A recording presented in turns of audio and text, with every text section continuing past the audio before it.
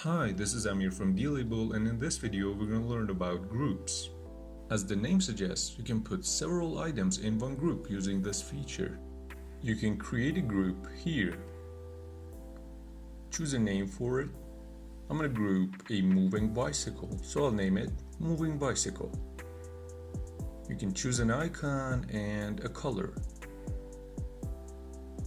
Yeah, that's okay. Alright.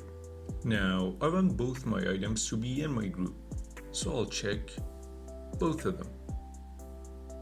You can also set the minimum and the maximum of the number of items that can be in a group. Okay, we're done. And our group is created. Let's group these two items.